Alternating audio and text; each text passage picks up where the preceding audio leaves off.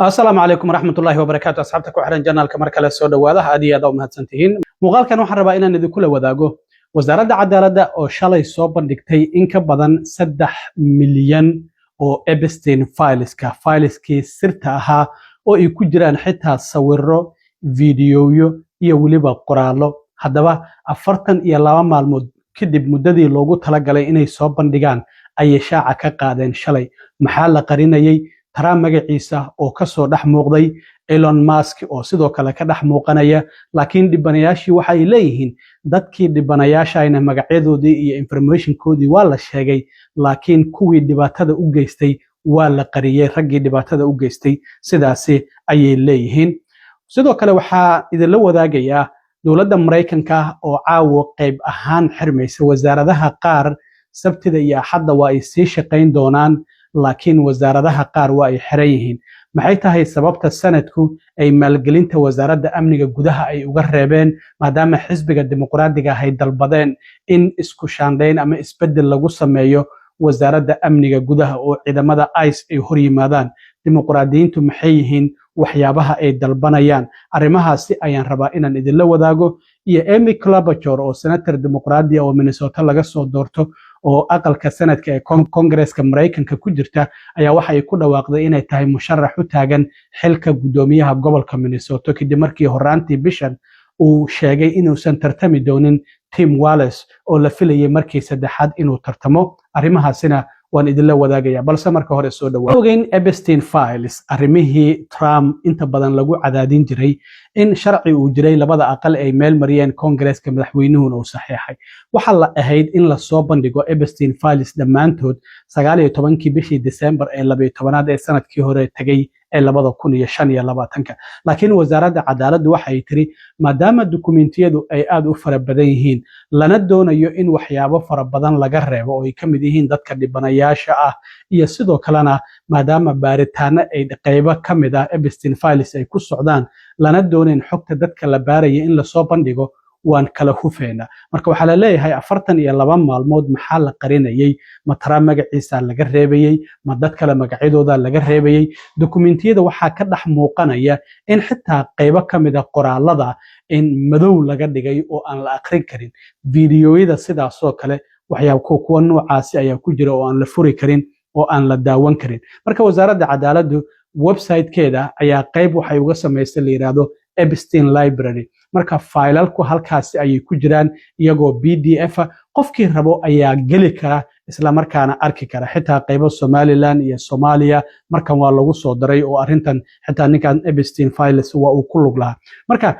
in ka badan 3 milyan oo page oo book ayaa la soo bandhigay oo Epstein files falalkii sirta ah in ka badan 2,000 oo video ayaa ku jirta iyo 180,000 in ka badan oo iyaguna sawirro ah marka waxyaabaha la qariyay maxaa kamid ah waxa kamid ah informationka lagu ogaan karo dadkii dhibanayaasha ahaa inta badan waa la qariyay walow hadda dhibanayaashii qoraal ay soo saareen ay leeyihiin wax noo qarsan ma jiraan laakiin dadkeena dhibaateeyay ama madaxda ahaa ama dadka lacagta lahaa magacyadooda waa la qariyay waxa kamid ah haddii ay jirtay faraxumeyn caruur loo geysanayo waxaan ognahay Epstein gabdhaha oo loo geyn jiray dadka ka iibin jiray gabdhaha aan qaan gaarin ay ahaayeen inta badan oo caruur ah marka iyadana waa la qariyay waxa sidoo kale kamid ah faylalka la xiriira baaritaanada socdo sida aan idin sheegay iyo sawirro haddii ay jiraan dhimasho dad dhimanayo la dilayo ay ku jiraan iyo sidoo kalena physical abuse qof dhibaato markaasi loo geysanayo la dhibaateynayo ama la jirdilayo ama la kufsanayo haddii ay jireen iyagana sidoo kale waa la qariyay marka sida aan idin sheegay 42 maalmood kadib ayaa la soo bandhigay wasaaradda cadaaladdu ay soo bandhigtay Epstein fileskan oo sirta ah marka ninka ugu taajirsan adduunka Elon Musk ayaa hadda ka soo dhex muuqda waxaan ognahay Trump iyo Elon Musk markii ay isku dhaceen sanadkii hore in Elon Musk xitaa uu yiri Trump sababta uu diidan yahay in Epstein files uu soo bandhigo maxaa yeelay isaga ayaa ka buuxa marka hadda isaga ayay haysataa Epstein waxa la ogaaday email uu u diray sanadkii 2012 uu leeyahay habeenka ama maalinta xafladda ugu qatarsan ay ka jirtay jasiiradaada bal ii soo sheeg Elon Musk ayaa waxa uu u dirayaa ninkii Epstein ahaa walow hadda Elon Musk uu iska fogeynayo arrintaasi uu leeyahay ninkii Epstein waxa uu isku dayay jasiiradiisa in uu igeeyo laakiin aniguna waa aan ka diiday marka wasaaradda cadaaladda wasiir ku-xigeenkeedu waxaa wasiir ku-xigeen ka ah oo Trump u magacaabay Trump ninkii qareenka u ahaan jiray dacwadihii New York xilliga ololaha uu ku jiray uga socday iyo ninkii qareenka u ahaa Todd Blanche ayaa la yiraahdaa isaga ayaa marka wasiir ku-xigeenka wasaaradda cadaaladda shalay marka la soo bandhigayay faylalkan Epstein files ee sirta ninka hadlay oo soo bandhigay isaga ayuu ahaa marka waxa uu yiri waxaan soo bandhignay 3 milyan in ka badan iyo 2,000 oo video iyo 180,000 oo sawiradaasa waxaa la weydiiyay ma waxa jira in Trump magaciisa aad qariseen meelo fara badan oo si aad asaga u difaacdaan marka arrimahaasi waa uu ka jawaabay waxa uu yiri qof oo Trump ama qof kale oo aan ilaalinayno ama difaacayno ma aysan jirin intan waxaan wadnay baaritaano iyo in aan kala hufno faylalkan sidaas darteed ayaanan si shacabku ay hufnaan u dareemaan iyo inay cadaalad jirto sidaa darteed ayaan u soo bandhignay haddaba waa kan Todd Blanche oo markii uu soo bandhigay shalay faylalkan ka hadlay isla markaana dhahayay Trump wax la xiriira oo aan qarinay ma jirto walow la leeyahay hadda meeshan inkastoo boqolaal jeer Trump magaciisa lagu xusay laakiin haddana wax dambi la xiriirinaya kuma jiraan marka waxyaabo fara badan oo Trump la xiriirinaya in uu ku lug lahaa gabdhahan ninkan loo geyn jiray arrimahaasi in la qariyo ayaa muuqanaysa haddaba waa kan wasiir ku-xigeenka cadaaladda oo Trump qareenkiisii hore ahaa oo hadda oo shalay hadlayay markii uu soo bandhigayay faylalkan sirta ee Epstein files. We are producing more than 3 million pages, including more than 2,000 videos and 180,000 images. Today's release marks the end of a very comprehensive document identification and review process to ensure transparency to the American people. I can assure that we complied with the statute, we complied with the act. We did not protect President Trump, we didn't protect or not protect anybody. sidoo kale xisbiga dimuqraadiga wali arrintan kuma qanac gudoomiyaha aqlabiyadda ee aqalka sanadka oo dimuqraadi ayaa waxa uu yiri magaca Trump imisa jeer ayaa la qariyay waxaan doonaynaa in laga jawaabo arrintaasi oo wasaaradda cadaaladdu ay jawaab ha iyo maya ay ka bixiso marka waxa uu leeyahay way jirtaa in magaciisa uu muuqdo laakiin ma jira meelo kale oo magaciisa dambiye la xiriirinayay oo la qariyay arrintaasi jawaabo ayaan uga baahanahay ayaa ninkii Jack Schumer ahaa uu leeyahay isagoo ka hadlayana waxa uu yiri Has every document that mentions the word Trump been released? Yes or no? We need answers. marka dadka eedeysanayaasha sida aan sheegay qoraalkan ayay soo saareen waxa ay leeyihiin waxa shaaca laga qaaday faylalkan hadda lagu sheegay inay cadaalad yihiin iyo hufnaan waxa muuqanaysa in dadkii dhibanayaasha ahaa ama ka badbaaday dhibaatooyinkaasi dadka maalqabeennada dadka madaxda ay ku sameeyeen in magacyadoodii iyo sidoo kalena information kale oo lagu ogaan karo shaaca laga qaaday laakiin waxa la qariyay ay leeyihiin oo la ilaalinaya raggii dhibaatada u geystay gabdhahaasi oo hadda qaarkood hooyooyina oo guursado iyaguna hadda caruur leh oo ilmahooda xitaa qaangaar ay yihiin marka waxay leeyihiin wax qarsan ma jiraan waxa kaliya oo la qariyay waxay tahay dadkii dhibaatada u geystay gabdhahaasi yaryar oo qaangaarin in ilaa iyo hadda wali la difaacayo dhinaca kale waxaan ognahay government shutdown ayaa laga cabsi qabay horta aqalka cad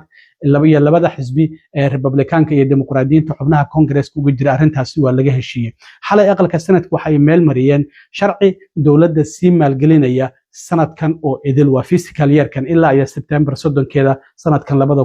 2026 laakiin waxa laga reebay wasaaradda amniga gudaha oo ciidamada ICE iyo ciidamada xuduudaha ay hoos yimaadaan dimuqraadiyiintu waxay yiraahdeen waxa aan doonaynaa sharcigan waa ogolnahay laakiin ha laga reebo qaybta lagu maalgelinayo wasaaradda amniga gudaha sababo la xiriira howlgallada ciidamada ICE ay ka wadaan gobollo dhowr ah oo gobolka Minnesota ay ka mid yihiin 71 xubnood oo sanadka ayaa u codeysay 29na waa ay diideen maadaama marka sharcigan horey aqalka wakiiladu ay u soo meel mariyeen toddobaadkii hore wax isbedelna lagu sameeyay dib ayaa loogu celinaya aqalka wakiilada isniinta marka ay soo laabtaan inay ansaxiyaan ayay u badan tahay marka wasaaradda amniga gudaha 2 toddobaad oo kaliya ayaa la sii maalgelinaya labadaasi toddobaad waa inay ka wada hadlaan labada xisbi sidee wasaaradda amniga gudaha loo sii maalgelin karaa isla markaana isbedel loogu sameyn karaa marka labadaasi toddobaad oo kaliya ayaa la sugayaa marka in labada xisbi ay heshiis ka gaaraan xubnaha dimuqraadiyiintu waxyaabaha ay dalbanayaan waxa kamid ah in isbedel lagu sameeyo in ciidamada ICE howlgallada marka ay sameynayaan loo xiro kaamirooyin sida kuwa booliska oo kale ay wataan ah iyo in ciidamada ICE ay iska dhigaan maskaraatiga u xiran oo wax maaskaraatiya aysan qaadan marka ay howlgallada ay sameynayaan iyo in la soo gabagabeeyo howlgallada ay ka wadaan gobolada dimuqraadiga sida gobolka Minnesota oo kale in howlgallo ballaaran oo noocaasa aysan mar dambe aysan sameyn karin waxaa sidoo kale ka mid ah bilaa warranty la'aan in aysan dad iska xiri karin iyo sidoo kalena in ay wada shaqayn la sameeyaan ciidamada kuwa gobolka iyo kuwa kale ee gudaha ee magaalooyinka ay howlgallada ay ka sameynayaan jooga waxaa sidoo kale ka mid ah waxyaabaha ay dalbanayaan dimuqraadiyiinta in la helo physical identification kaar muuqdo oo la ogaan karo qofkan hay-adda uu ka socdo magaciisa in baajkaasi loogu dhajiyo xabadka hore sida ciidamada booliskuba ay u wataan marka ay ciidamada ICE howlgallada ay sameynayaan oo isqarintan iyo gebi ahaanba meesha laga saaro marka arrintaasi ayay dalbanayaan xisbiga dimuqraadiga haddana waa laga reebay miisaaniyadda dowladda wasaaradda amniga gudaha waa laga reebay 2 toddobaad oo kaliya ayaa lasii maalgelin doonaa labadaasi toddobaad marka waxyaabahan dimuqraadiyiintu ay dalbanayaan waa in xisbiga Republicaanku uu ka soo jawaabo haddaba marka wasaaradaha sii xirnaan doono qayb ahaan iyo wasaaradaha sii shaqayn doono maxay kala yihiin wasaaradaha sii shaqaynaya waxaa ka mid ah wasaaradda ganacsiga oo kale waa ay sii shaqaynaysaa wasaaradda cadaaladdu waa ay sii shaqaynaysaa wasaaradda arrimaha gudaha waa ay sii shaqaynaysaa marka amniga gudaha iyo arrimaha gudaha waa laba wasaaradood oo kala duwan marka arrimaha gudaha ayaa sii shaqaynaysa sidoo kalena hay-adda ay ilaalisa deegaanka oo EPA loo soo gaabiyo waa ay sii shaqaynaysaa wasaaradda tamartu waa ay sii shaqaynaysaa wasaaradda beeruhu waa ay sii shaqaynaysaa oo food stamps-kii lama jaran doono ilaa iyo September 30keeda dadku waa ay heli doonaan sidoo kalena Veterans Affairs-ka wasaaradda ina qaabilsan iyaduna waa ay sii shaqaynaysaa wasaaradaha xiran marka ilaa iyo isniinta aqalka wakiiladu ay sharcigan sanadka xalay ay meel mariyeen la meel mariyo wasaaradaha sii xirnaan doona waxaa ka mid ah wasaaradda gaashaandhigga wasaaradda shaqaalaha wasaaradda waxbarashada wasaaradda gaadiidka wasaaradda maaliyadda wasaaradda arrimaha dibadda ayaa sidoo kale ayraade wasaaradda caafimaadka waa ay ku jirtaa sidoo kale wasaaradaha xirnaan doona iyo sidoo kalena wasaaradda amniga gudaha oo iyaduna xirnaan doonta marka wasaaradahaasina waa ay xirnaan doonaan kuwa kale oo horey idinku sheegana sidoo kale waa ay sii shaqayn doonaan ugu dambeyntii waxaan ogeyn 6dii bishan gudoomiyaha gobolka Minnesota Tim Walz inuu isaga haray tartanka gudoomiyaha gobolka Minnesota oo dhamaadka sanadkan dhici doonta kadib markii arrimo fara badan oo arrimahan musuqmaasuqa inuu wax ka qaban waayo gobolka Minnesota ku baahay arrimahaasi oo idil marka Republicaankuna ay sidaasi doonayeen marka waxaa laga cabsi qabay in dimuqraadiyiintu aysan keensan qof xubnaha Republicaanka ee tartamaya la tartami kara marka waxaa khamiistii ku dhawaaqday inay musharax tahay Senator Amy Klobuchar oo aqalka sanadka ku soo jirtay ku dhawaad muddo 19 sano ilaa iyo sanadkii 2007 Amy Klobuchar waxay sheegtay in gudoomiyaha gobolka Minnesota ay u tartamayso waliba dadka Soomaalida community-ga Soomaalida aad ayay u taageertaa iyada iyo Ilhaanna waa saaxiibo hadda toddobaadkii la soo dhaafay markii dhageysiga ay ka sameynayeen Minneapolis waa ay isla socdeen labaduba marka Amy Klobuchar ayaa waxay ku dhawaaqday inay musharax xilka gudoomiyaha gobolka Minnesota ay tahay muuqaalkan oo baraheeda bulshada ay soo dhigtay ayayna si rasmi ugu dhawaaqday waxa ay sheegtay inay musuqmaasuqa la dagaalami doonto isla markaana sidoo kalena gobolka Minnesota ay wax badan u qaban doonto haddaba waa kan muuqaalkii markii ay ku dhawaaqaysay musharaxnimadeeda aad iyo aad u mahadsantiin asxaabta intaan mar kale kulmi doono nabadgelyo